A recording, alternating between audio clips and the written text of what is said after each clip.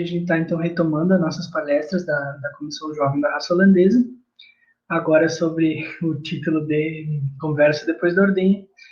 E para começar hoje, então, que vou conversar com vocês, meu nome é José Vitor Isola, eu sou gerente técnico da Comissão Jovem, e sou zootecnista e faço doutorado pela Universidade Federal de Pelotas, e também proprietário da Fazenda Poderoso.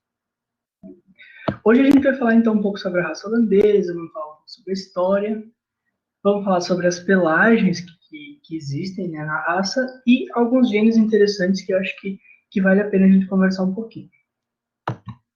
Quando a gente pensou em qual seria o tema dessa nossa primeira conversa, depois do Ordem, eu pensei um pouco sobre falar sobre genética e melhoramento dentro da raça holandesa, mas abordando com uma abordagem um pouco diferente do que é o mais corriqueiro que a gente vê nas palestras de melhoramento com bovinos leiteiros.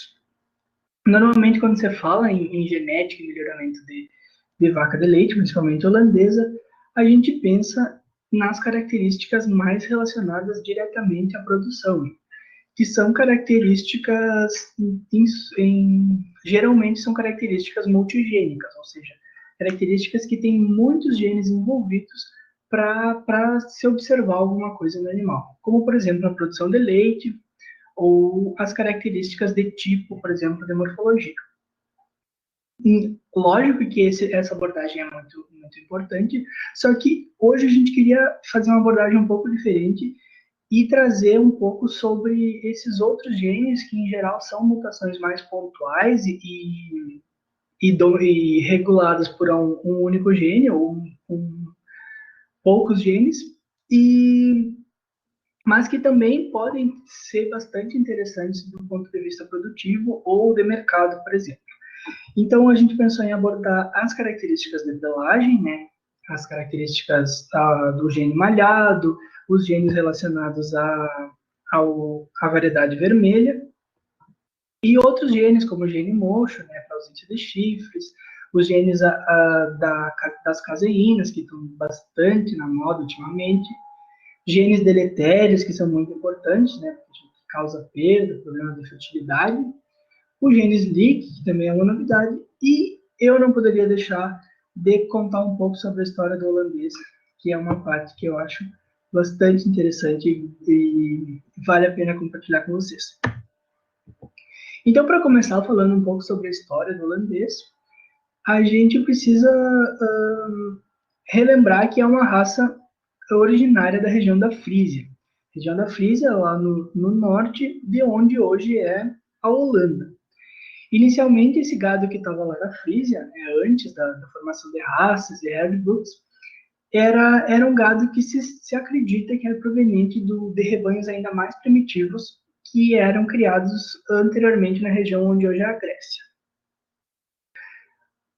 À medida, então, que esses animais eles foram para a região da Frísia, eles lá prosperaram bastante, porque a Frísia era, na época, uma região muito propícia à criação de gado, são terras planas e com boas pastagens, e lá, então, eles começaram a desenvolver esse gado que, a princípio, era de dupla aptidão. Nessa época que ainda não existiam raças formadas, a maioria não existiam também animais criados com uma finalidade específica, como somente para a produção de leite, somente para a produção de carne. O gado ele era utilizado para diferentes propósitos, o mesmo rebanho. E também, nessa época, se tinha bastante a questão do gado sendo utilizado para tração. Mas esse gado que deu origem ao holandês, então, era um gado que inicialmente ele era criado principalmente para a produção de carne e leite.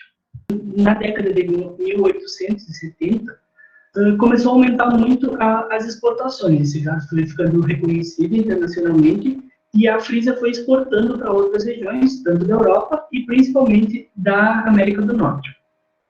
Com esse crescimento nas exportações, tinha então essa necessidade de ter um gado mais controlado, né, de ter o conhecimento do pedigree, o melhor monitoramento dos rebanhos. Então, eles criaram o primeiro livro de registros, em 1870, e passaram a registrar os animais que eram pretos e brancos, né, e formaram a raça.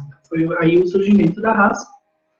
E nessa época estava tendo muita exportação para a América do Norte. Chegando na América do Norte, esses animais eles foram muito apreciados. Só que teve um mal-entendido. Os produtores começaram a adquirir esses animais no Canadá e nos Estados Unidos, e eles entenderam que esses animais eles eram provenientes de um lugar chamado Holstein. Só que, na verdade, não existe nenhum lugar na Holanda chamado Holstein. Holstein, alguma coisa Holstein, para não saber pronunciar em alemão, é o nome de uma província alemã, de onde se acredita que 5% dos animais foram importados. Mas os outros 95% foram realmente da região da Frísia, então a Frísia é inegavelmente o berço da raça. E só que o nome Holstein acabou pegando nos Estados Unidos e se fixou, tanto que até hoje se utiliza muito para se referir à raça internacionalmente a palavra Holstein. Nos Estados Unidos, os produtores passaram a selecionar esses animais especificamente para a produção de leite, nos Estados Unidos e no Canadá. E aí os animais se tornaram então especializados em produção de leite, e aí eram animais mais altos, mais angulosos e com uma característica de produção melhor. E o nome Holstein foi pegando, né? E na região da Frísia, o gado era chamado de Frisian, né? Faz sentido, né? O gado da Frísia, Frisian. Frisão seria. Ou então de preta e branca. Só preta e branca. Esse preto e branco ainda é utilizado em alguns países para chamar raça na língua do país, claro. Depois, muito depois, em 1970, quase 100 anos depois, esse gado que tinha sido aprimorado na América do Norte, passou a se chamar Holstein, passou a ser mais alto, mais ossudo, mais produtor de leite, ele passou a interessar os produtores da Europa. Então, essa genética, ali em 1970 já tinha a inseminação artificial, essa genética passou a ser incorporada de novo nos rebanhos europeus. Então, foi um retorno genético, digamos, do Holstein sobre as linhagens que deram origem a ele mesmo na Europa.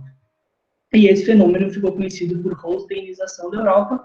Então, hoje em dia, já não tem mais diferença entre Holstein e Friesian, é tudo uma coisa só, tudo conhecido como uma raça só. Tem gente que ainda chama de Holstein Friesian, mas isso é só uma tecnicalidade. E aí a gente ainda vai falar mais um pouco sobre história, vai falar sobre a história do holandês vermelho depois, mas aqui eu não poderia, né, falar sobre holandês, falar sobre pelagem, sem falar sobre a questão das manchas, sem falar sobre o gem malhado, que é talvez a característica mais icônica da raça, né? Hoje, se tu falar com qualquer pessoa, mesmo uma pessoa leiga, pensa em vácuo, que a primeira coisa que vem na cabeça são as manchas, né? Então, é uma coisa que foi muito importante, talvez tenha a ver com a popularização que o holandês teve. Inclusive, eu esqueci de falar, mas eu acho bem legal que no Brasil, né, em português, a gente segue chamando a raça de holandês, que nada mais justo, já que ela surgiu na Holanda. E a questão do gem malhado, ele foi uma mutação, né? Inclusive aqui eu gostaria de já clarificar o termo gene selvagem, a gente vai estar falando bastante sobre o gene selvagem. E gene selvagem nada mais é do que o gene clássico, o gene padrão da espécie, né? E aí, à medida que foi se domesticando e dividindo as raças e selecionando, a gente acabou obtendo muitas outras variantes, mas o gene que era o inicial era o gene que a gente chama de gene selvagem. Nesse caso do malhado, o gene selvagem era o não malhado, né? Era o gene para não ter nenhuma mancha branca, para ser toda a pelagem uniforme.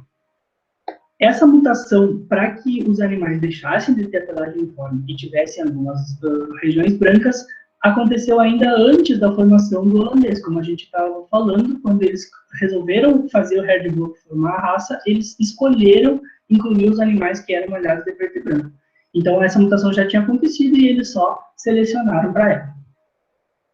Ela acontece porque quando esse gene ele existe, ele faz com que algumas regiões não tenham melanócitos ativos. Então, se os melanócitos não estão ativos, eles acabam não produzindo melanina, que é o pigmento, né? Então, se não tem produção de pigmento, a região fica despigmentada, fica branca.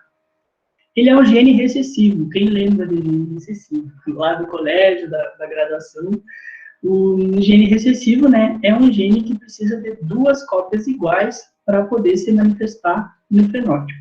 O que é o fenótipo? O fenótipo é o que a gente consegue ver. Então, a gente sempre vai ter duas cópias, né, no locus gênico, ou seja, numa região, a gente vai ter duas cópias, uma herdada do pai e a outra herdada da mãe. Então, no caso do malhado, para a gente ter o animal malhado, a gente precisa dessas duas cópias. Então, ele tem que ter esse genótipo, né, que a gente vai chamar de Szinho, Szinho. Normalmente, o recessivo, a gente usa letras minúsculas. Enquanto que o dominante, a gente usa letras maiúsculas. Para um gene dominante, com uma só cópia, o animal já manifesta esse fenótipo.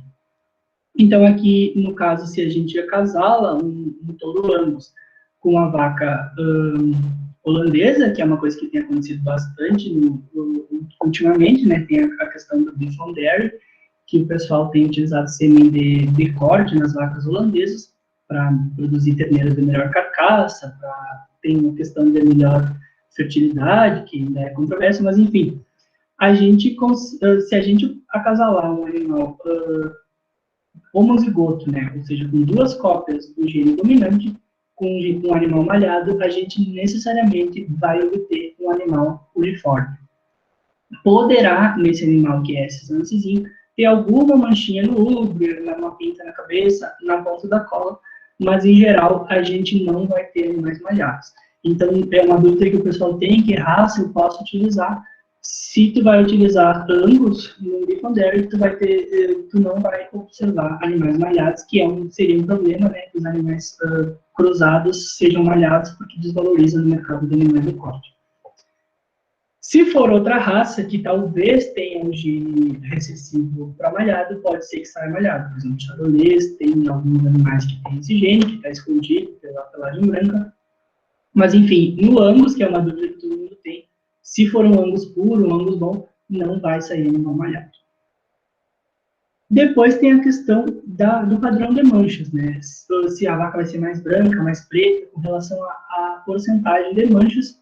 Isso é meio controverso também, não se sabe o quão herdável é isso, né? Se é uma coisa que passa de pai para filho, ou se é uma coisa aleatória. Você sabe que a região exata das manchas é aleatória, né? Não tem um controle assim preciso de que aqui nessa célula, aqui nessa região não vai funcionar e a outra região não vai funcionar. Mas, em geral, se acredita que tem alguma herdabilidade para se vai ser mais branco ou se vai ser mais preto. No caso de gêmeos ou de embriões bipartidos, que é o caso de um único embrião que é partido ao meio para gerar dois indivíduos diferentes, com a mesma genética, a gente observa que a região da mancha é similar e não é exatamente igual, mas a quantidade de manchas pigmentadas e partes brancas costuma ser igual entre os dois indivíduos. Aí, para representar a vaca malhada, eu trouxe essa vaca aqui, eu não podia fazer essa apresentação sem botar uma foto dela. E aí eu quero desafiar vocês, quem souber o nome dessa vaca, e colocar ali no chat, e lá no final da apresentação, vou ver quem acertar primeiro, vai ganhar um adesivo da Gadolanda, a gente vai mandar para o correio. O Belchior, que está assistindo, não vai, né, porque essa vaca favorita dele, então, lógico, vai acertar. Na real, ninguém da comissão é interessante que responda. Mas vamos ver se alguém aí conhece vaca holandesa só pelas manchas. Tá? E aqui a gente vai falar, então, sobre os pintados. Isso aqui, na verdade, era uma curiosidade que eu tinha, que é, observando hoje em dia os animais, né, modernos, a gente vê bastante holandês pintado. A gente vê touros famosos que são pintados, né? Só que, olhando registros mais antigos, assim, livros sobre a formação da raça, não tinha, eu nunca consegui ver nenhum animal que fosse pintado, sim esse padrão malhado mais tradicional. E aí eu mandei um e-mail para a Roça International. A Roça International é a principal revista, né, da raça internacionalmente. E eu perguntei para eles como é que isso acontece, como é que é a segregação desses genes, quando que surgiu, eu imaginava, né, que fosse uma mutação que tivesse surgido em algum animal ao longo da evolução da raça, né? E aí eles me responderam. Eu achava que eles não responderam, mas eles responderam. E explicaram que não se sabe, né, como é que o gene funciona, ninguém descobriu ainda, mas sim você sabia quem era o primeiro animal que nasceu com essa pelagem, né? Seria a fonte dessa mutação, que depois acabou se fixando na raça. E aí eles contaram essa história, fizeram essa matéria aí que eu tirei print, contando a história desse touro, né, que ficou chamado de Burkov Inca, que nasceu em 1948. E, na verdade, ele nasceu em uma universidade, na Universidade de Utah, nos Estados Unidos. E ele era filho de uma vaca de elite, assim, uma vaca muito boa. Na época, as universidades nos Estados Unidos, elas estavam muito envolvidas na evolução, né, e no melhoramento da raça. Então, eles tinham um rebanho de elite na universidade e eles fizeram um acasalamento que eles acreditavam ser muito bom e obtiveram esse terneiro que nasceu com essa pelagem. Inclusive, ficou registrado que o professor, quando viu o terneiro nascido, comentou que parecia que a vaca tinha sido acasalada com um leopardo, e não com o touro. Mas aí resulta que esse touro ele era de bastante qualidade, né? E ele foi, então, usado extensivamente na época. Não existia ainda inseminação artificial, né? A inseminação artificial foi mais perto da década de 60. Só que ele gerou muitos filhos e principalmente netos, e alguns com essa pelagem. E os netos dele foram bastante utilizados já com inseminação artificial.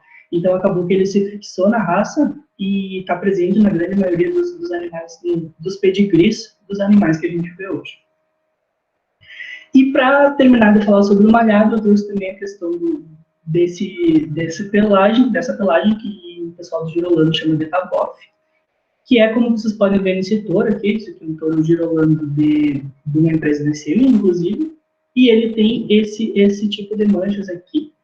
Normalmente no holandês, quando a gente tiver as manchas, a mancha ela parte do centro do corpo para as extremidades, então normalmente as patas, por exemplo, elas são brancas. Mesmo que a pata seja preta, normalmente é quando a mancha vem preta e chega até mais perto do casco. Mas nunca uma mancha que vem ao contrário, que vem subindo do casco, que é a que é causada por esse gene, que é um gene diferente do gene malhado, que a gente falou no slide anterior, mas ele só se manifesta quando o animal tem o gene malhado. Então, ele acontece muito em cruzamentos. Ele normalmente está presente na outra raça, só que aí quando cruza com o holandês, o animal sai malhado por causa do holandês, e esse gene aparece. Ele não é aceito para registrar no holandês, mas ele é muito comum no girolando, por exemplo, porque ele está presente, na verdade, no giro, e aí quando começa a acasalar, produz um animal que tem o gene malhado homozigoto, ele aparece. E depois a gente entra no locus de extensão. Eu não falei antes sobre a história do holandês vermelho, porque eu queria falar isso aqui antes, para a gente conseguir entender como é que o vermelho surgiu depois da raça formada. E aí a gente precisa então falar sobre o locus de extensão. A gente já conversou o que é um locus, né? Então, o locus é uma região do gene que vai ter alelos. Alelos são genes diferentes que competem, vamos dizer, ali naquele locus, então sempre vai ter, né, duas cópias. O gene, no locus de extensão, a gente tem esse gene recessivo, que a gente vai chamar de exinho, que é o vermelho verdadeiro, depois a gente vai falar por que é o vermelho verdadeiro, mas acontece que ele é recessivo, então a gente precisa de duas cópias para ele se manifestar. E o gene dominante, que é o exão, vamos chamar de exão para ficar mais fácil, que resulta no animal preto. Na verdade, isso é em função da produção de melanina. Existem dois tipos de melanina, a eumelanina e a feumelanina. A eumelanina ela está relacionada à pigmentação mais escura, né? Então marrons escuros ou pretos, e a feumelanina ela codifica para pigmentos mais avermelhados e amarelados. Isso é comum a todas as espécies mamíferos, inclusive em humanos, se a pessoa é loira ou ruiva, é porque ela tem mais feumelanina, se a pessoa tem cabelo preto, é porque tem mais eumelanina. E a feumelanina, esse gene ele faz com que tenha feumelanina, porque ele controla um receptor que está envolvido na produção de tirosinase, que a tirosinase é uma enzima que faz a conversão de tirosina em eumelanina. Então, se tem menos tirosinase, tem menos conversão da tirosina em eumelanina, então tem menos eumelanina. Se tem menos eumelanina, tem mais produção de feumelanina. E é por isso que ela precisa ter as duas cópias, para que o animal seja vermelho e não tenha nada de produção de melanin. E aí, a gente já falou lá no S, como é que é a segregação, né, mendeliana simples, de um gene recessivo, mas aqui eu trouxe, achei essa tabela que achei bem didática, que é interessante para a gente pensar. Por exemplo, a gente tem uma vaca preta, né, de um rebanho holandês preto, que não tem nada de gene vermelho, então a gente tem essa vaca que ela é homozigota, né, para o exame, ela é uma vaca preta. E aí a gente compra sêmen de um touro holandês vermelho, né, que vai ser exime, para utilizar nessa vaca, querendo tirar uma terneira vermelha. O que vai acontecer? A gente não vai conseguir. Na primeira geração, a gente vai tirar 100%, né, das crias que essa vaca tiver, vão ser pretas, mas essa terneira que nascer, ela vai ser preta portadora do gene vermelho, ou seja, ela vai carregar o gene vermelho escondido, né, ela vai ser olhando não vai dar para dizer, mas geneticamente ela vai ter o gene vermelho. E aí sim, quando eu acasalar ela com o touro vermelho, essa vaca preta é RC, né? RC de Red Carrier, ou seja, carreador do gene vermelho, portador do vermelho. Quando a gente acasalar ela com o touro vermelho, a gente vai ter 50% do gene vermelho. Eu acho que ficou bem claro, né? Lá no gene malhado era a mesma coisa. E isso é importante para a gente entender como que com um rebanho fechado, vermelho, preto e branco, né, que só registrava animais preto e branco, o gene vermelho se manteve. E aí, assim, vocês lembram, eu já tinha colocado essa figura anteriormente, né, isso aqui é uma pintura que foi feita do rebanho da Frísia em 1805. Vocês podem ver que tinha essa vaca aqui, classicamente holandesa, mas tinha vacas de outras pelagens também, uma vaca mais marrom, uma vaca vermelha, uma vaca vermelha cara branca. Eles selecionaram animais pretos e brancos e fecharam o Redbook para animais pretos e brancos, não só colocaram os pretos e brancos.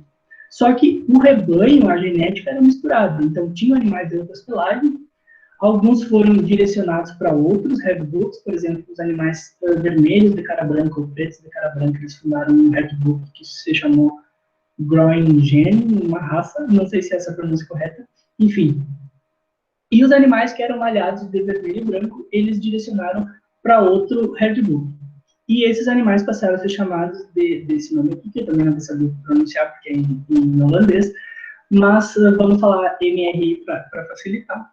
E esses rebanhos, porque esses rebanhos eles foram criados ali no delta dos três rios, né, do Mosa, Reno e Scala, que é o que isso quer dizer. Então, o Redbook normal registrava só animais pretos e brancos e teve outros Redbooks para outras pelagens. Esses animais que ficaram nesse Redbook aqui, eles acabaram sendo absorvidos depois pelo Holstein, quando teve aquilo que eu falei da holsteinização da Europa. Então, um exemplo disso, inclusive, é o primeiro touro vermelho que conseguiu comercializar mais de 1 milhão de dólares de sêmen, que é o Kian. Ele é proveniente de uma família que era MRI e que depois teve sucessivos acasalamentos com touros Holstein. Só que, quando a gente pensa na formação lá do Holstein, na América do Norte, eles só foram importados pela América do Norte animais pretos e brancos. Não tem relato de nenhum animal vermelho e branco que tenha sido levado da Frísia para a América do Norte. Só que o que se estima é que 25% dos animais pretos que eram importados, eles tinham gene vermelho. Por quê? Porque eles, antes da formação da raça, eles estavam tudo misturado. Então, pode ser que essa vaca é filha dessa, então ela tinha o gene vermelho escondido. E aí, quando ela foi levada para a América do Norte, ela levou esse gene com ela. Então, acontecia que, seguido, tinha nascimentos de animais vermelhos. E isso ainda era mais forte, mais comum, por causa de que, na época, tinha muita endogamia, né? Se usava muito de técnicas de line breeding, inbreeding, e também por causa dos cruzamentos absorventes. Porque o holandês não foi a primeira raça leiteira a ser importada pela América do Norte. Na verdade, quando o holandês chegou na América do Norte, já tinha pato suíço, já tinha Jersey, já tinha Shorthorn, já tinha Shire. Então, eles usaram, como o holandês dava mais leite, eles absorveram alguns animais dessas outras raças com o holandês. Então, é mais uma forma com que entrou gene vermelho na população que já trazia gene vermelho. que acontecia com esses terneiros que nasciam vermelhos? Como o Red Book não aceitava, se o terneiro nascia vermelho, ele não pegava registro, esses animais eles eram ou direcionados para o abate, ou então eles passaram a ser vendidos por preços muito baixos. Então, teve alguns produtores que começaram a adquirir esses terneiros vermelhos, né? E essas terneiras, elas, quando viravam vacas, elas tinham uma boa produção de leite, porque elas tinham praticamente a mesma genética que as pretas, só que elas tinham gene vermelho. E aí, quando isso começou a ficar muito comum, eles resolveram criar a Red and White Society, lá em 1964, para juntar esses animais que eram praticamente holandeses, só que da pelagem vermelha. Nessa época de formação da Associação do Vermelho, ele teve um pouquinho de entrada de sangue de Ayrshire e de Shortland, por exemplo, mas em seguida isso terminou e logo depois a Associação Normal do Holandês incluiu esse livro dos vermelhos e passou a permitir que os vermelhos fossem registrados no registro normal. Eles unificaram as associações. E aí passou a ser permitido ter holandês vermelho dentro da associação. No Brasil, tem relato da Associação Brasileira que na década de 80 o rebanho holandês vermelho era o maior do mundo, ou pelo menos era um rebanho bastante expressivo, e se acredita que isso aconteceu porque no Brasil também teve muito cruzamento absorvente do holandês sobre raças que já estavam aqui antes, principalmente raças ibéricas, né, como as raças crioulas dos colonizadores europeus e espanhóis e portugueses, desculpa. E essas raças são raças que têm a pelagem base vermelha, né, então elas devem ter ajudado para aumentar a frequência gênica do gene vermelho na população brasileira. Só que logo após, como tinha muita dificuldade em conseguir sêmen de qualidade, importar sêmen de animais vermelhos e brancos, acabou que foi diminuindo a porcentagem de animais vermelhos. E aí, eu queria fazer para vocês essa pergunta, que eu recebo tanto essa pergunta, se eu recebesse R$1 a cada vez que alguém me faz essa pergunta, eu acho que eu ia ter dinheiro suficiente para comprar uma vaca. Já. Então, eu gostaria que vocês, que alguém abrisse o microfone e conversasse comigo sobre isso. Não sei se alguém vai querer participar. Queria ver alguma opinião de alguém. Ainda estamos esperando o nome da vaca lá, o pessoal não se mexeu. Ninguém sabe o nome da vaca, não. O pessoal tá pesquisando aí, né? Eu não sei o nome da vaca, mas eu queria opinar nisso. Vamos ver, Mônica. Eu acho que elas tendem a dar a mesma quantidade de leite, né? Porque, ao meu ver, só muda a cor da pelagem. Exatamente. Na verdade, a resposta é depende. Aquela coisa que a gente aprende na faculdade. Geralmente, a resposta certa é depende. Porque depende de que vaca vermelha a gente está falando. Depende de que vaca preta a gente está falando. Se a gente estiver falando da melhor vaca vermelha, talvez ela seja um pouquinho pior que a melhor vaca preta. Só que ela vai ser melhor do que muita vaca preta que tem por aí. Então, é o seguinte, eu trouxe aqui, ó, e também tem a questão da morfologia, né? Eu trouxe aqui, falando em produção, e aí a gente nem precisa ir muito longe, essa vaca aqui é brasileira, né? É uma vaca lá do sítio do Charco. O sítio do Charco trabalha bastante com holandês vermelho, né, em Minas, e é uma vaca que produziu 81 quilos no torneio leiteiro, e é uma vaca que tem 16 mil quilos de leite numa lactação. Sendo que a média para o holandês, ela... vamos mandar um adesivo para a Mônica também, né? A Mônica participou. Depois tu nos passa o teu endereço que a gente manda por correio. Epa, obrigada. E a gente, então, tem essa vaca que é um exemplo de produção de leite que a gente consegue ver na vermelha. E com relação à morfologia, né, eu ia perguntar o nome da vermelha também, mas não acertaram nem o nome da preta, então não ia rolar, eu acho. Que aí eu trouxe as duas vacas que são excelentes 97, né, que é a Saismo e a Irene. E a gente sabe que, né, a classificação de morfologia, né, ela vai de 0 a 100 pontos. Só que nunca existiu no mundo uma vaca excelente 100 pontos. O máximo que a gente consegue observar é excelente 97 pontos, porque perfeição não existe. Mas, por exemplo, a Size, ela é excelente em 99 para sistema mamário.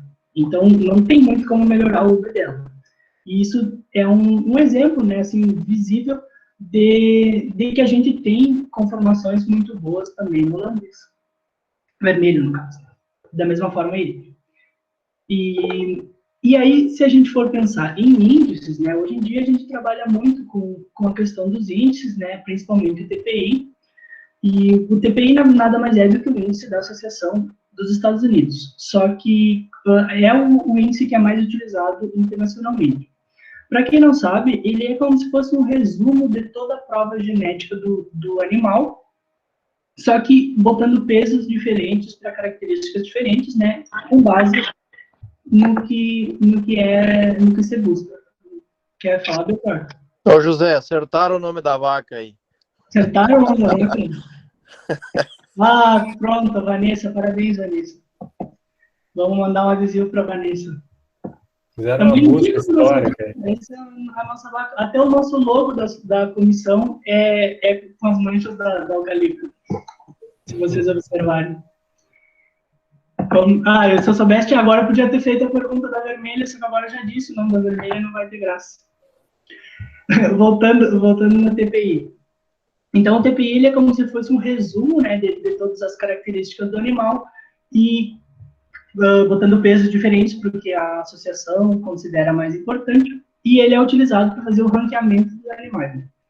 E aí aqui eu trouxe o ranking mais novo que existe, né? É GTPI, porque é TPI genômico, ou seja, de tourinhos que ainda não tem as filhas provadas, então é só predição com base no DNA dele, né? Com base no genoma.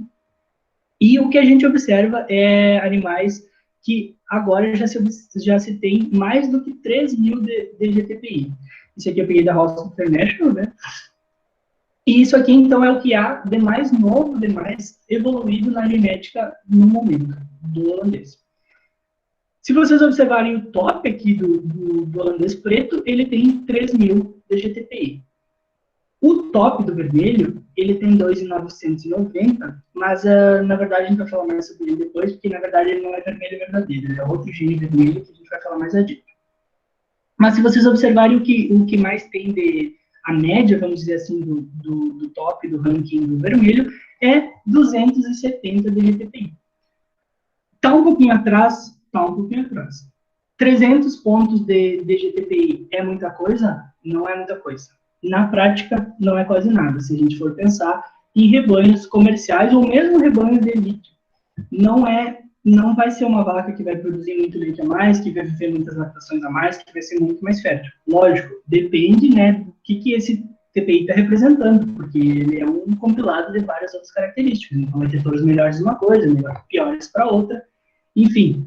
Mas o que eu quero deixar bem claro é que o vermelho está um pouquinho atrás, só que está um pouquinho, a melhor vermelha, o melhor touro vermelho está um pouquinho atrás do melhor touro preto.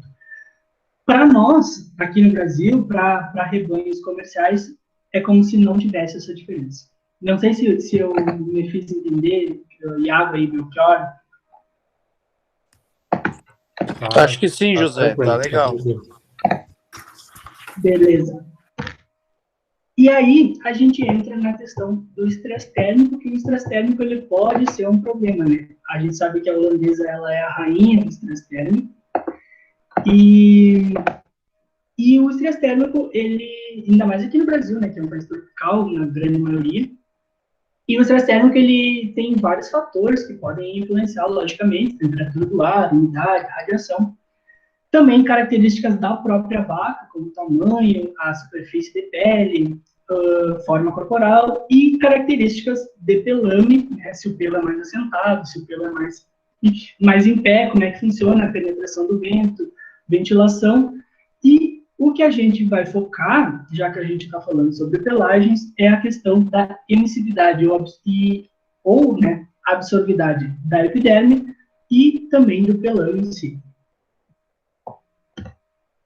E aí a gente entra naquele dilema que se tem no Brasil, né, pensando em rebanhos criados de forma extensiva, preta ou branca, né, tipo o dilema do Michael Jackson. A maioria dos produtores acham que o preto é melhor, alguns produtores acreditam que a branca sente menos calor. As empresas de sêmen, quando pensam em animais voltados para o pastejo, costumam indicar animais mais pretos. Inclusive, a Semex tem um selo de pastejo em que ela valoriza, né, a porcentagem de manchas pigmentadas. Mas, na verdade, os dois estão certos. Acontece o seguinte, observem essa vaca aqui, isso aqui é uma vaca lá da Poderosa, que tem essa foto. A professora Juliana Sarubi está aí assistindo também, que é a nossa parceira do termógrafo, e a gente vê a vaca e a foto termografada dela, né? Ou seja, quanto mais vermelho, mais quente ela estava, quanto mais azul, amarelo, mais claro. Aí dá para ver que aqui no útero ela tinha temperatura mais alta, né? Isso é normal, já que ela estava lactando. E dá para ver, praticamente prever onde eram as manchas dela só com base na temperatura. Ou seja, as manchas pretas, elas estavam mais quentes do que as manchas brancas. E isso acontece porque o branco, ele de fato reflete mais a energia, né? A energia, o calor. Pensem em usar uma camiseta preta no sol, sair para caminhar com a camiseta preta ou com uma camiseta branca. Se a gente tiver uma camiseta preta, a gente sente, né, que ela está absorvendo muito mais calor do que a branca, porque isso é uma característica física, né, do espectro de cores. Então, o ideal seria a gente ter pelagens brancas, ou seja, aquele produtor que me disse que a vaca branca sente menos calor, ele não deixa de estar certo. Mas por que então que a gente recomenda que os animais sejam mais pigmentados e não brancos? Porque tem a questão dos diferentes tipos de raios solares. Tem os raios ultravioleta, que são raios de onda curta, né? A gente fala bastante em raios de ultravioleta, né? É o que a gente se protege com protetor solar por causa dos ultravioleta. E tem os raios infravermelho, que são os raios de cadeia longa. Os raios infravermelhos, eles têm muito mais energia calórica, só que os raios ultravioleta têm muito mais capacidade de dano. E é por isso que a gente tem melanina. Na verdade, uma das funções evolutivas da melanina é proteger contra os raios ultravioleta. Quando a melanina está ali na célula, na epiderme, ela não permite que esses raios ultrapassem. E quando os raios ultravioleta ultrapassam, né, quanto mais raios passarem, mais chance tem de causar dano celular, dano de DNA. A gente sabe que a radiação ultravioleta ela causa dano de DNA. Então, o que seria o melhor, se a gente pensar em estresse térmico? Seria o que é um Nelore, por exemplo. Seria animais de pelame, curto, assentado, branco ou claro, e uma epiderme escura pigmentada, que daí vai refletir os infravermelhos e não vai permitir que os ultravioleta passem. Só que a gente não observa isso no holandês. A gente, na verdade, em todas as raças taurinas. Sempre nos animais taurinos, a cor do pelame, a cor da epiderme acompanha a cor do pelame. Então, se a gente tiver um pelame branco, a epiderme vai ser desprovida de melanina, e aí a gente vai ter esse tipo de problema aqui de fotossensibilidade. Isso aqui é uma terneira de 2 meses, criada com sombrite, e mesmo assim, porque ela nasceu no verão e era muito branca, ela teve esse tipo de dano no tecido telhado. Então, uma vaca muito branca em sistema extensivo exposto ao sol pode ser um problema. Uma vaca muito preta vai sentir muito calor, mas não vai ter problema de pele.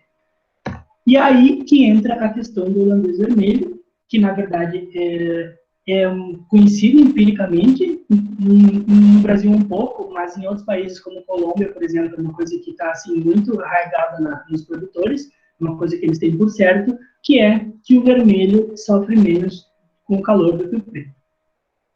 Eu fui procurar isso na literatura, não consegui encontrar nada muito definitivo, não consegui encontrar nenhum artigo moderno, eram tudo literaturas muito antigas e nunca trabalhando com holandês, mas sempre tinha essa teoria, vamos dizer, de que o vermelho sofria menos com o estresse térmico do que o preto. E aí a gente resolveu fazer esse experimento lá na Ponderosa. Na verdade, a gente tinha um N pequeno, né, tinha poucas vacas vermelhas disponíveis, mas a gente fez o que pôde, conseguiu publicar e conseguiu observar esses resultados que são, ainda que não definitivos, são muito interessantes. a gente observou que as vacas vermelhas, elas tinham a temperatura retal menor do que as vacas pretas. Da mesma forma, a temperatura da superfície do pelo, né, o pelo ele estava mais frio, tanto nas manchas brancas quanto nas pigmentadas, nas vacas vermelhas. E isso ainda a gente precisa estudar mais, né, com mais vacas, ver se tem algum efeito na produção de leite, só que a gente precisa ter um número muito grande de animais para não ter esse viés de qualidade genética dos animais, né? Mas isso aqui nos levanta essa teoria, nos reforça de que talvez a vermelha realmente esteja emitindo mais os raios infravermelhos também, né? Por ser uma pelagem mais clara do que a preta, e ao mesmo tempo está mais protegida dos raios ultravioleta porque tem fiomelanina ali naquela mancha vermelha. Então, talvez o vermelho seja interessante para ser utilizado, por exemplo, no girolando, para fazer um girolando vermelho. Se estima que cerca de 80% do leite que é produzido no Brasil é da raça girolando, e só que sempre da variedade preta e, na grande maioria, em ambientes extensivos, né, expostos ao sol. Então, talvez seja interessante para nós fazer o que a Colômbia faz, que é produzir o girolando vermelho. Inclusive, eles produzem o girolando vermelho deles utilizando semigiro daqui do Brasil e genética holandesa vermelha da América do Norte. E aí, a gente falou bastante do vermelho, eu falei do locus de extensão, falei da história do vermelho, só que eu não contei toda a história quando eu falei do locus de extensão, porque eu não queria bugar a cabeça de vocês. Mas, e eu queria contar a história do vermelho. Mas agora a gente vai ter que voltar, porque na verdade é um pouquinho mais complicado que isso. Quando eu apresentei só o exão e só o exim, que é vermelho verdadeiro. Só que, na verdade, o locus de extensão, ele é um caso de polialelia. Não sei se vocês lembram aí na graduação, no colégio. Se manifestou o João aí, que é colombiano, e pode nos falar melhor sobre o vermelho lá na Colômbia. Na verdade, a altitude eu sei que eles usam bastante Archaire, parece que o Archaire na Colômbia o Archaire é melhor com altitude, né? Mas tem, sim, né, mais incidência solar. Então, na verdade, não sei, né? Não consegui encontrar nada científico assim publicado. Sei que lá tem muita valorização do animal vermelho em relação ao preto, que a gente não observa tanto aqui no Brasil. Ou seja, aqui tem essa ideia empírica, mas lá parece ser muito mais forte. E também o pardo suíço, que é bastante utilizado para altitude. Mas eu sei que na Colômbia tem bastante Archaire por causa disso. Mas é interessante, de repente, João, se tu conhecer alguém de lá que pudesse perguntar, seria bem interessante. Voltando, então, ao nosso locus de extensão, eu ia contar, tá ali o Dudu foi meu professor de genética da graduação, e gostava muito de falar da polialelia lá nos coelhos Himalaia e os coelhos alpinos. E a polialelia, então, nada mais é do que vários genes que estão ali competindo, né, nesse mesmo locus. Então, a gente vai ter duas cópias, né, e dependendo da combinação que tiver, um vai dominar o outro.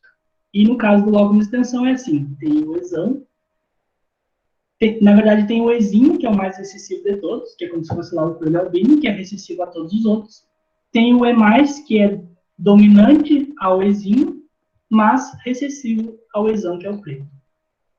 Esse E+, a gente falou bastante de gene selvagem, ele é o gene selvagem para o locus de extensão. Ele é o gene que estava presente antes da domesticação. Eu trouxe essa foto, na verdade, não é uma auroch, de verdade, né? A gente sabe que os bovinos, eles são provenientes da domesticação dos aurochs, só que os aurochs foram extintos. Então, isso daí é uma tentativa de recriar os aurochs que eles fizeram lá na Europa, e conseguiram que ficasse um animal parecido. E a pelagem do auroch era produto desse gene E+, que é essa pelagem que aqui nós, os gaúchos, não sei como é que é mais para cima do Rio Grande do Sul, mas nós chamamos de osco, né? Que é a pelagem marrom, que é mais clara no centro, tem essa linha mais clara no dorso, e um focinho e o focinho marcado. Esse gene, na verdade, ele provavelmente foi incluído, ele poderia estar já presente antes da formação da raça, que nem o vermelho verdadeiro, ou ele pode ter sido incluído na raça em algum momento durante os cruzamentos absorventes que foram feitos. Mas o fato é que ele existe na população holandesa, só que com frequência baixa. Mas se observa, por exemplo, essa vaca aqui, é uma vaca bastante famosa. Ah, de repente eu vou perguntar o nome dessa aqui. Pode ser que se a Vanessa souber, aí ela ganha 2 adesivos, será? Mas essa aqui é difícil, hein, porque essa vaca não é famosa. Não é tão famosa, mas ela é de uma família famosa. Vamos ver se alguém vai saber. Enfim, essa vaca aqui, ela é dessa pelagem.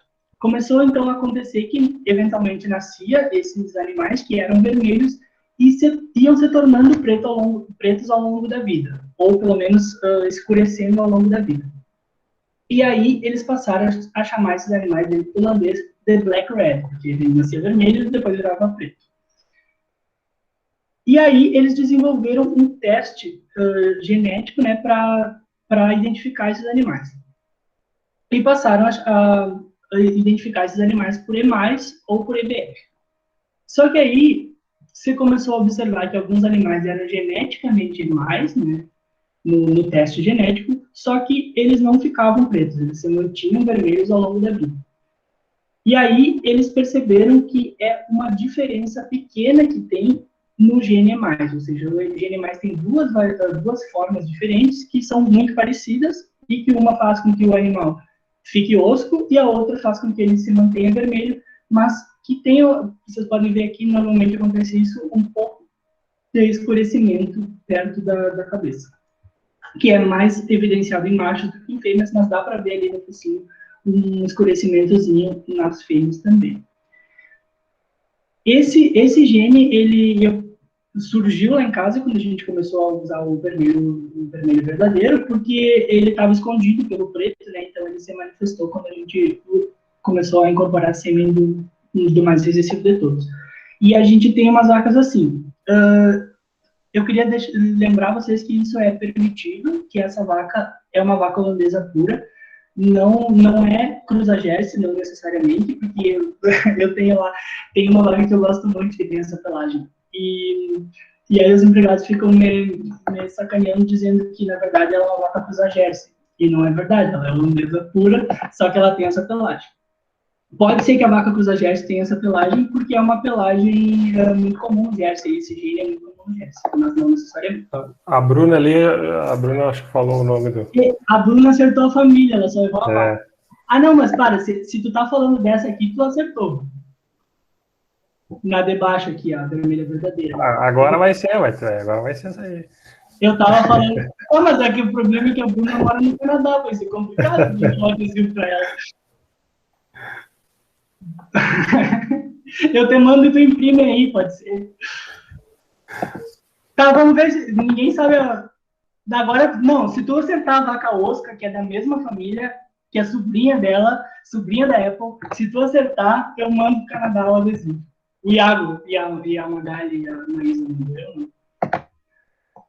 tá, e aí vamos... e agora vamos falar então do vermelho dominante, que é bem interessante. Eu gosto desse gene porque ele é um exemplo de uma mutação surgindo assim, num animal específico, o gene dele se alterou, mudou, e do nada a gente consegue visualizar isso e ver como é que a evolução está acontecendo, né? Segue acontecendo. Então foi assim, ó, nasceu essa vaca, a Suriname Sheikh Rosabel, em 1980. Ela era filha do Sheikh, o Sheikh ele era bastante famoso na época, e ele era preto. E a vaca mãe dela também era preta, não tinha fator vermelho, e ela nasceu vermelha, ou seja, ela não poderia, né, entre aspas, impossível era que ela nascesse vermelha, só que ela nasceu. Aí eles fizeram um teste de DNA, descobriram que ela realmente era filha do Sheikh e da vaca mãe dela, e só que no locus de extensão ela testava para preto, ou seja, ela era geneticamente preta, só que ela era vermelha. Aí surgiu então essa ideia de que talvez tinha outro locus que estava conferindo a ela essa pelagem vermelha, ou seja, tinha outro lugar no cromossomo, em algum outro cromossomo, que estava fazendo esse animal ser vermelho. Vocês podem ver que é um vermelho um pouquinho mais escuro, né? Essa aqui, vaca, sei lá, tataraneta da Rosabel, mas é um vermelho um pouquinho mais escuro, e é um gene que tem a segregação dominante. Se tu utilizar um touro heterozigoto VRC, né, quando eles descobriram que era um gene dominante, eles chamaram de vermelho dominante ou vermelho variante, e se usa muito essa sigla VRC. Quando a gente usa um touro VRC heterozigoto, ou seja, que tem só um gene para o vermelho dominante, ele já produz, na primeira geração, né, 50% das crias vermelhas, ou seja, a vaca que tu acasala com esse touro, ela não precisa ser portadora do gene vermelho verdadeiro para conseguir tirar um filho vermelho. Só para contribuir, ano passado a gente teve um caso ali na associação desse gene, né? E a gente, na verdade, a associação precisou fazer essa adaptação, né? Que é muito raro acontecer isso. Sim, porque agora, se tu acasala 2 animais VRC, pode ser que tu tire um preto de 2 vermelhos, o que é uma coisa que nunca se imaginou antes, porque quando você está falando do vermelho verdadeiro, sempre que tu acasalar vermelho com vermelho, vai tirar vermelho. Agora, se tu acasalar um vermelho dominante com vermelho verdadeiro, pode ser que saia preto, porque não é nem o mesmo locus. Exato, e pelo sistema, o sistema para isso ele não existia, né? E então se buscou essa adaptação justamente por esse gene. Que legal isso. E, na verdade, eu achei uma bruxaria já, só de utilizar um touro desses, né, essa terneira aqui lá da Poderosa. E a mãe dela não tem, uma vaca preta que não tem fator vermelho, e aí já ela saiu vermelha, eu comecei a experimentar, porque eu não estava acreditando muito nisso. E realmente é muito interessante. E esse gráfico aqui eu achei, ele é das descendentes fêmeas da Rosabella no Canadá. E aí dá para ver também como um animal pode ser influente na raça, né? Mesmo sendo fêmea, como ela tinha essa particularidade, ela foi bastante utilizada para TE, e em 2013 já tinha quase 600 filhas dela, e muitas delas eram vermelhas, um pouquinho menos do que a metade eram vermelhas, né, que é o que era de se esperar, já que é um gene dominante. E interessante para falar do VRC, lembram lá quando eu mostrei o ranking dos vermelhos? Agora a gente tem o touro que está liderando a lista, é um touro vermelho dominante, é a primeira vez que isso acontece. Então é um touro que é vermelho dominante e tem um GTP muito, muito alto. E eu acredito que ele vai meio que revolucionar o holandês vermelho. Eu acho que vai ter muito holandês vermelho dominante no futuro. Inclusive, ele vai estar disponível a partir do mês que vem. Eu estava conversando com a técnica da Cemex, ele é da Cemex, e ela acredita que o valor que ele vai vir vai ser assustadoramente alto. Então, eu acredito que vai ser mesmo, mas acredito que ele vai aumentar bastante o número de vermelho dominante que a gente vai ver aí no holandês no futuro. E agora, esse é um dos genes que eu mais queria falar, né? É um gene que eu falo para todo mundo e não acredito que a gente ainda tem tão pouca utilização dessa genética. Que é a questão do gene para ausência de chifres, né? Que eu chamo de gene murcho. A gente sabe que a grande maioria do gado holandês é aspado, né? O gene para ter chifres é o gene selvagem aqui, né? Nesse caso, né? O gado era aspado no momento de domesticação, os aurochs, e a mutação para genes murchos foi surgindo várias vezes ao longo da evolução dos bovinos. Mas o que acontece? A gente tem animais aspados, só que a gente não pode, nosso sistema de produção não permite que a gente trabalhe com animais com chifres, né? É perigoso para nós, não tem como usar um canzil, uma sala de ordenha com vacas aspadas. Então, a gente acaba precisando fazer isso aqui, né? É perigoso para humanos, é perigoso uma vaca machucar outra vaca, né? Elas têm aquelas disputas. O que o Matheus comentou ali, que o fato aconteceu na fazenda? Qual é o fato, Matheus? Do gene VRC. Eu acredito que foi lá, assim, foi um caso bem específico. Assim, conta para nós aí, Matheus. E aí, pessoal, boa noite. Foi um caso que aconteceu lá em casa, se não me engano, foi ano passado, que uma vaca vermelha foi inseminada com um touro vermelho e nasceu uma terneira preta e branca, né? Até então, como meu tio falou que a gente tinha inseminado errado, com touro preto e branco, e aí até o Gilberto, que vocês devem conhecer dentro da associação, o Iago deve conhecer o Gilberto, famoso Boquinha, aí ele pegou, coletou, tirou os cabelos da cola da terneira e fez o processo do gene lá e era compatível com o pai vermelho e branco e aí faz o que com esse tipo de animal, né, cara? Nasce preto e branco, com o pai vermelho e branco, a mãe vermelha e branca, e aí até o Gilberto falou assim, mas 3 gerações atrás aconteceu isso, não pode. 3 gerações atrás não tinha vermelho dominante no Brasil. Mas se tivesse assistido essa palestra antes, ia saber para não colocar o touro vermelho dominante na vaca vermelha verdadeira. Pois é, mas aí o cara fica assim, né? Pô, a primeira coisa que tu vai imaginar, inseminar-se errado, né? Sim. A primeira coisa que aconteceu, vamos olhar o botijão, que é tudo anotado, né? Tem 4 touros nesse botijão, em cada copo botijão, né? Aí tu vai fazer o exame ali, tu paga para 2 touros. Aí tu tenta, né? Mas aí aconteceu a situação bem diferente, mas é estranho, mas acontece. É que tem que cuidar. No catálogo diz touro vermelho, e aí diz que ele é VRC. Daí se tu vê que ele é VRC, tu não pode usar, não vale a pena tu usar numa vaca vermelha, porque tu igual vai ter 50% de preto vai nascer, sempre. Porque tu usar um touro heterozigoto VRC numa vaca, mesmo que ela seja vermelha. Sim. Daí tem que cuidar. Eu, por exemplo, às vezes que eu usei o touro VRC, eu aproveitei para usar nas vacas que não tinham gene vermelho, que daí igual eu vou especificar. Entendi. Como é que eu vou tratar aqui? Alguém quer contribuir? Bueno. Valeu, obrigado, Matheus. Valeu. Então, para os chifres, a gente precisa, então, né, lançar coisa Ai, que eu vou botar a imagem. para remover esse chifre, né? Seja ferro quente, seja ácido, seja cirurgia. A gente vai ter que, de alguma forma, mutilar essa terneira. Então, não sei se tu quer desligar a imagem. Já baixou ela? Já, tá lá nos zoológicos. Eu vou aqui? Não. Tá. E aí, então, a gente precisa fazer isso para ela não ter chifre, né? Só que a gente poderia simplesmente utilizar sêmen de um touro, que a gente já tem. De repente, eu acho que a Maísa consegue desligar o microfone.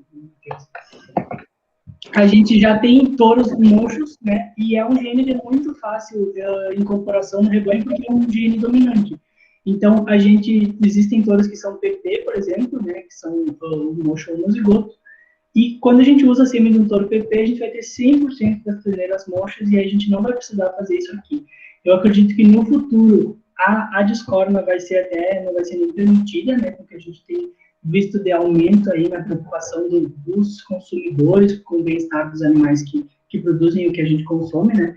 Eles não sabem que isso aqui acontece. Acho que se soubessem disso, teria muito mais campanha contra. E acredito que no futuro não vai poder. Então, por sorte, a gente tem essa opção de ter genética mocha e a gente já tem genética mocha de qualidade. Já me falaram assim, eu não uso holandês mocho porque o holandês é aspado. Então, se é mocho é porque é cruzado. E aí, eu sabia que não era verdade, mas eu fui pesquisar quando que surgiu essa mutação para que os animais não desenvolvessem os chifres. E aí tem mais de uma variante, né, mais de um gene que faz o animal ser mocho, só que nos animais holandeses, a grande maioria deles, dos que são da raça holandesa e são mochos, eles têm essa variante, que por isso ficou chamada de variante Friesian. E essa variante, eles estimam que ela surgiu entre 500 e 1000 anos atrás. Então, essa variante ela surgiu muito antes da criação da raça. Então, quando a raça holandesa foi criada, ainda que a grande maioria dos animais fosse raspado, já existiam animais mochos e essa genética foi sendo mantida e nas últimas décadas ela vem sendo aprimorada, né, e aumentada por causa dessa preocupação. Aqui eu trouxe também, que é bastante interessante, isso aqui foi um dos primeiros casos de sucesso dessa técnica, né, que é uma técnica de edição genética, né, para fazer uma técnica de transgenia, que é o CRISPR-Cas9, e foi das primeiras vezes que eles conseguiram utilizar essa técnica com sucesso em mamíferos complexos, né, no caso, como um bovino. E aí eles tiveram sucesso, eles conseguiram incorporar a variante num animal que era no embrião que era naturalmente raspado, e conseguiram modificar o genoma desse animal e produzir um terneiro mocho. Né? Isso aqui é um exemplo de como essas biotecnologias elas podem ser utilizadas, né, serviço de melhoramento genético. Nesse caso não foi necessário, porque a gente já tem animais mochos muito bons dentro da raça, então a gente não precisa tirar o embrião lá da melhor vaca e transformar ele para mocho, que era uma alternativa. Mas no caso não vai ser necessário, porque o mocho, por ser um gene dominante, ele está muito rapidamente se aproximando e agora já está praticamente junto com o holandês normal no ranking. E aí eu trouxe o mesmo ranking, aquele da GDPI que eu tinha mostrado para vocês antes, só que agora eu trouxe para comparar com o mocho. Vocês podem ver o P aqui, né, que significa que é mocho, no caso só tem um P, então não estou heterozigoto. E vocês podem ver que esse touro que está em primeiro lugar aqui, ele está em quarto lugar aqui. Então isso significa que o top do mocho ele já está muito perto do top do holandês normal. Então, quem diz que a genética mocho, que não usa mocho, porque é um retrocesso genético que vai atrapalhar o melhoramento, eu discordo, né? Claro que sempre vai tem propriedades que são genética muito de elite, mas num rebanho comercial é perfeitamente viável que tu utilize genética mocha e não tenha prejuízo de melhoramento por isso. A única questão é o problema que a gente tem pouca oferta de animais mochos nas empresas de sêmen aqui no Brasil, muito provavelmente porque a nossa demanda é tão baixa, então na hora de selecionar quais touros vão compor a bateria que é importada aqui pelo Brasil, eles acabam não enviando os touros mochos. Está melhorando, mas ainda tem pouco. Quando eu comecei a usar o sêmen de touro mocho lá na Poderosa, quase não tinha no Brasil, então eu fiz uma importação.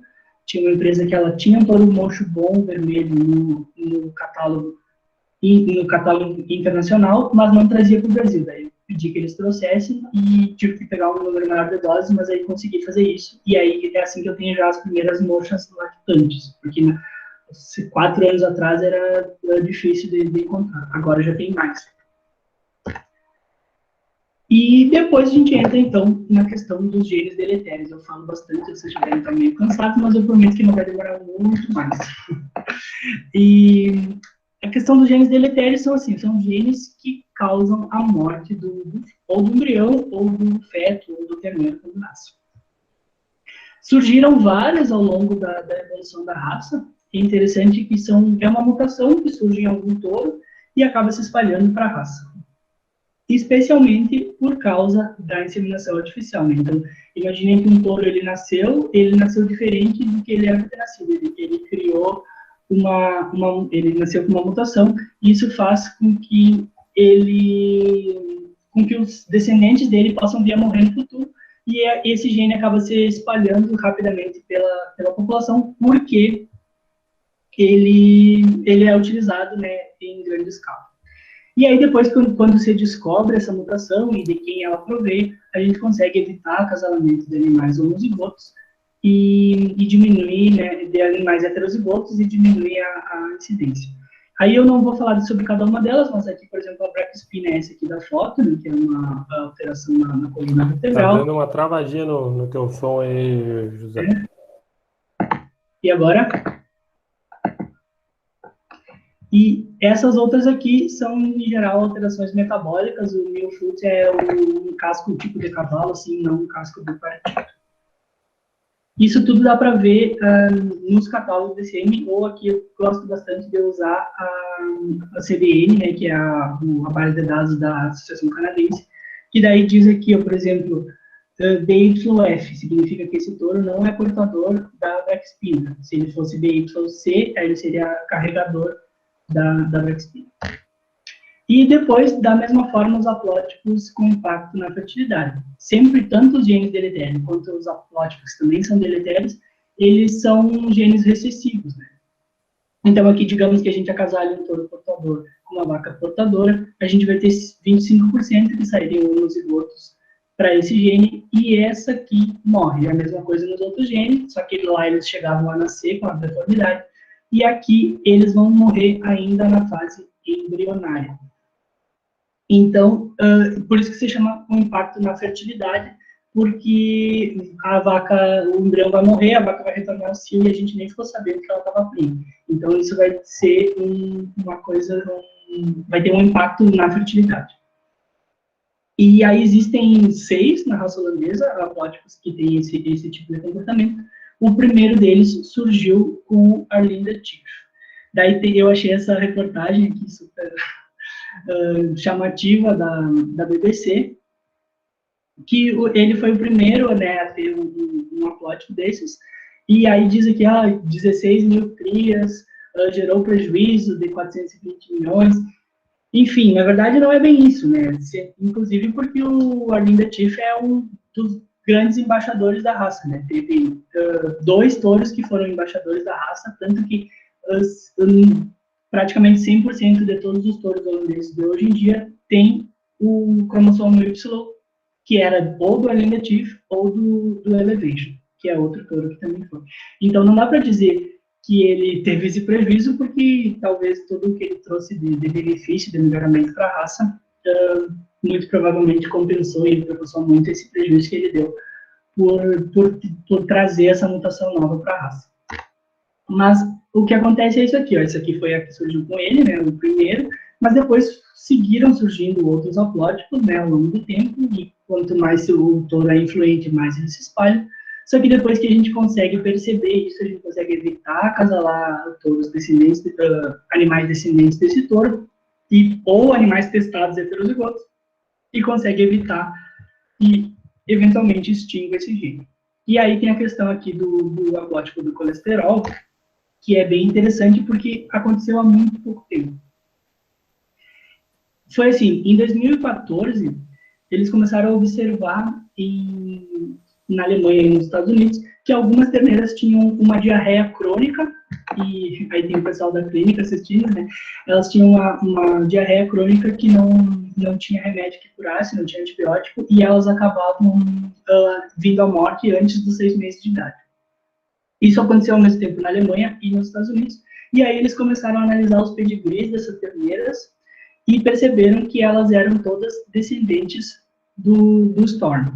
Todas tinham mais de uma vez o Storm no pedigree, e aí eles conseguiram descobrir que essas terneiras elas tinham uma deficiência no metabolismo do colesterol, então elas acabavam desenvolvendo esse problema, e eles descobriram que esse gene ele surgiu com o Storm.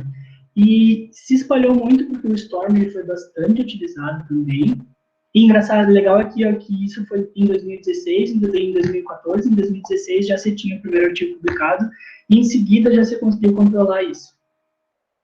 Eu esqueci de falar que para descobrir esses tantos haplótipos quanto esse gene, você faz assim, você faz uma varredura no genoma, agora que você tem essas ferramentas de genoma, e consegue se observar em que regiões não tem o homozigoto para um dos alelos. Tem o heterozigoto, né, que tem os 2 alelos, tem o homozigoto para um dos alelos, e o heterozigoto e o homozigoto para o outro alelo não existe na população.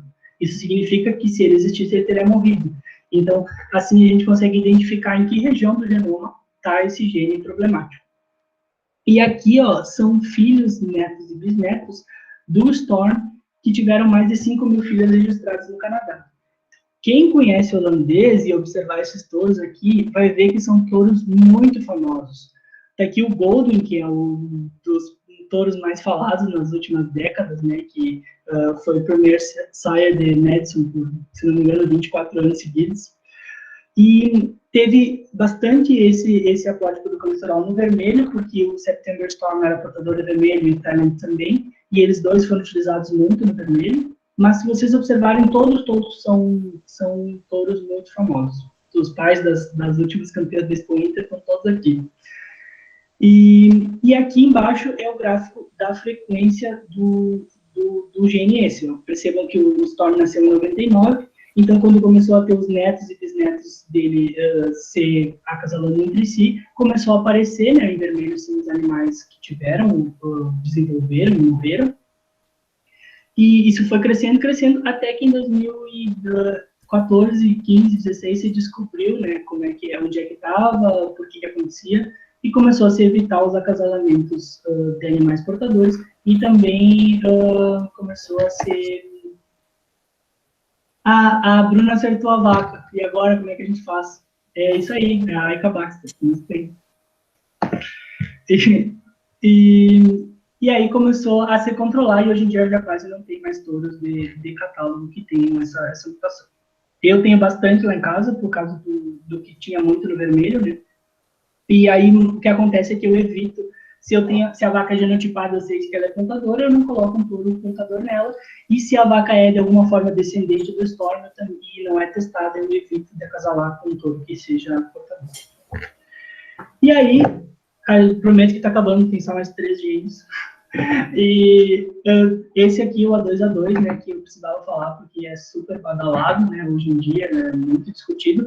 Talvez vocês discordem de mim, daí fiquem à vontade para abrir o microfone e discutir comigo. Mas eu sou meio contra a corrente aqui com relação ao A2. Mas primeiro eu vou falar o que é. As proteínas do leite, a grande maioria das proteínas do leite são caseínas, e a grande maioria das caseínas são beta-caseínas. Só que aí existem 2 tipos principais de beta-caseína, que é a A2 e a A1, e a única diferença é que elas trocam um aminoácido numa determinada região. E isso é em função de que existem 2 variantes genéticas, né, que fazem com que tenha essas 2 variantes proteicas. O GNA2 é o gene selvagem da espécie, só que o A1 surgiu em algum momento e acabou permanecendo na raça, ainda que em menos quantidade que o A2, só que ele é bastante presente no holandês e no Ayrshire, por exemplo. Nas raças zebuínas, ele é praticamente inexistente, a grande maioria dos zebuínos é A2A2, e ele tem essa questão de codominância. Se é uma vaca heterozigota, que tem uma cópia do A1 e uma cópia do A2, ela vai ter um leite misturado, que vai ter as 2 versões da caseína, e se ela for uma zigota 2A2, ela vai ter um leite só A2A2. Só A2. Tem se feito muito marketing nisso, e tem se selecionado muito rebanho holandês para isso. Só que, o que se acredita, né, o que o marketing fala, é que é um gene de mais fácil digestão, porque uma proteína de mais fácil digestão, porque mudando esse aminoácido, ela é quebrada, né, clivada mais facilmente na hora lá de digerir no estômago. Só que isso é mais que um estudos in vitro, e também se fez alguns estudos em roedores, mas não tem nenhum estudo robusto feito com humanos que nos dê, assim, confirmação de que realmente é um leite de mais fácil digestão. Tem alguns estudos que correlacionam o consumo de leite A1 com diabetes, mas eu acho que é meio forçação de barra, porque tu conseguir isolar o efeito do leite A1 na diabetes, eu acho que é meio longe demais. E tem algumas pessoas que sugerem que seja um leite hipoalergênico, né? Tem muita gente que tem alergia à caseína, então talvez a caseína A2 ela seja um pouco menos alergênica do que a caseína A1. Mas, de novo, nada disso é cientificamente comprovado. Tem estudos que são promissores, só que eu acredito que o que você tem de evidência científica no momento não justifica todo o marketing que tem que ser feito e todo mundo voltar à seleção para touros A2A2, por exemplo. Acredito que é um nicho de mercado interessante, principalmente para propriedades grandes, que podem testar e separar as vacas A2, mas eu acho que não justifica toda essa comoção. Não sei se vocês vão concordar comigo, se alguém quiser falar algo.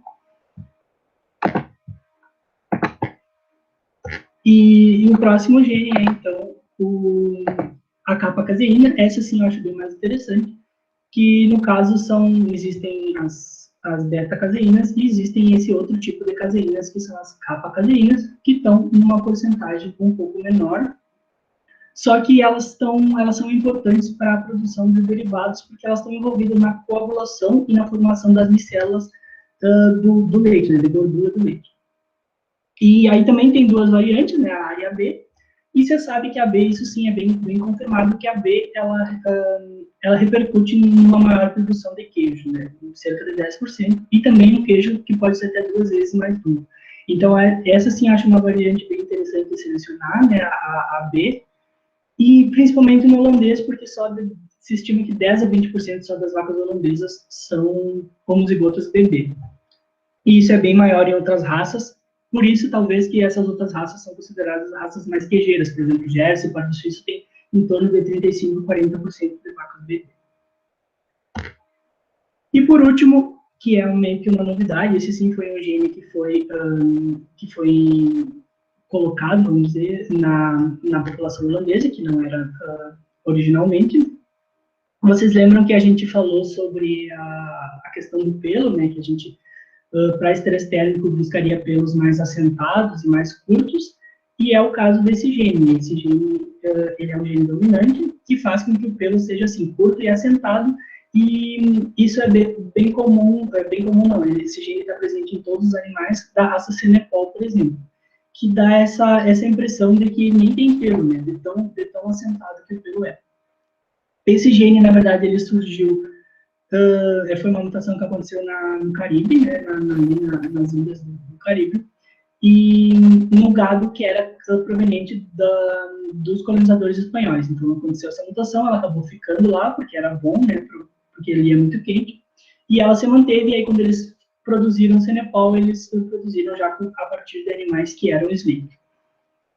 E depois, a Universidade da Flórida achou interessante incorporar esse gene na população holandesa, e eles fizeram isso, né, como projeto de pesquisa, mas já colocaram esse touro aqui, que é algumas gerações depois, ele é 87% holandês, e ele está em coleta de sêmen, está vendendo sêmen, ele é heterozigoto, né, por gene sleek, então metade das filhas dele sairia com esse tipo de pelo.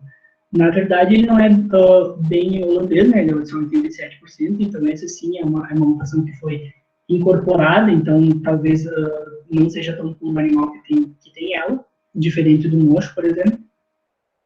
E aqui, já bem mais recente, foi esse primeiro touro homozigoto sleek e vermelho, né, que também já está em coleta de sêmen. Ele era natural de Porto Rico, ele foi importado dos Estados Unidos e está lá em coleta.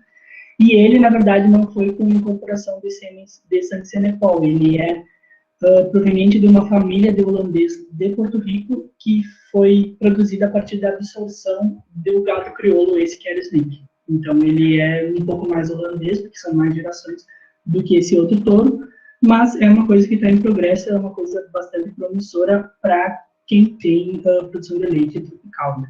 Talvez aqui no Rio Grande do Sul não seja interessante para nós, porque a gente também precisa de vacas que aguentem o inverno.